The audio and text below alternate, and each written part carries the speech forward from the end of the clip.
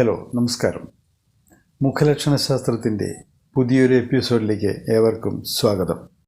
ഇന്നത്തെ വീഡിയോയിൽ പറയാൻ പോകുന്നത് വശങ്ങളിൽ നിന്ന് നോക്കുമ്പോൾ കാണുന്ന തലയുടെ ആകൃതികളും പിൻഭാഗത്തു നിന്ന് നോക്കുമ്പോൾ കാണുന്ന തലയുടെ ആകൃതികളും പ്രതിനിധാനം ചെയ്യുന്ന വ്യക്തിത്വ ലക്ഷണങ്ങളെ പറ്റിയാണ്.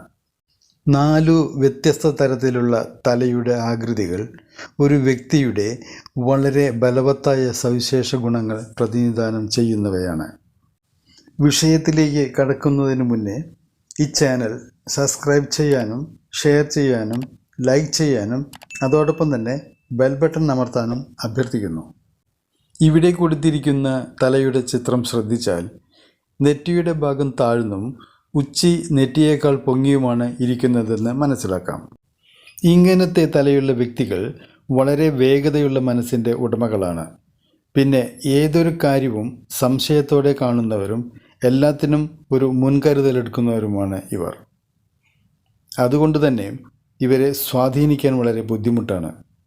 ഏതൊരു കാര്യത്തെപ്പറ്റിയും വിധി എഴുതുന്നതിന് മുന്നേ ആ കാര്യത്തിൻ്റെ എല്ലാ അവസ്ഥകളും നല്ലവണ്ണം അറിഞ്ഞിരിക്കണമെന്ന നിർബന്ധ ബുദ്ധിയും ഇവർക്കുണ്ട്. പിന്നെ ഔദാര്യമായി ഒന്നും തന്നെ ഇവരിൽ നിന്ന് പ്രതീക്ഷിക്കാതിരിക്കുക. അധികാരത്തിനോടാണ് ഇവർക്ക് ഏറ്റവും പ്രിയം.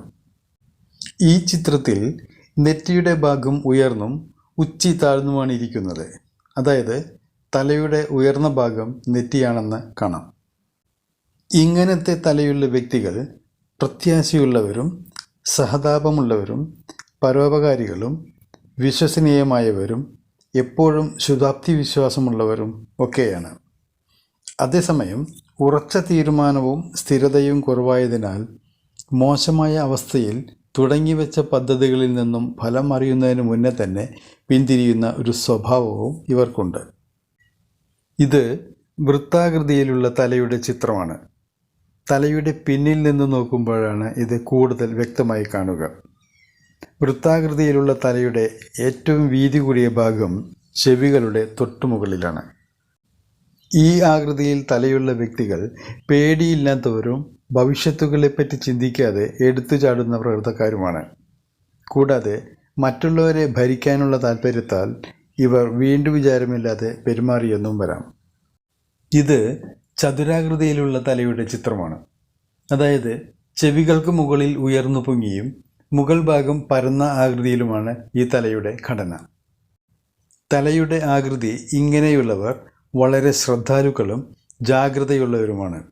ഇവരുടെ ആഗ്രഹങ്ങൾക്കും അഭിലാഷങ്ങൾക്കും പരിമിതികളുണ്ടായിരിക്കും. സമാധാനപ്രിയരായതുകൊണ്ട് ഇവർ വഴക്കുകളിലേക്കൊന്നും ഇറങ്ങിച്ചെല്ലാത്തവരാണ്.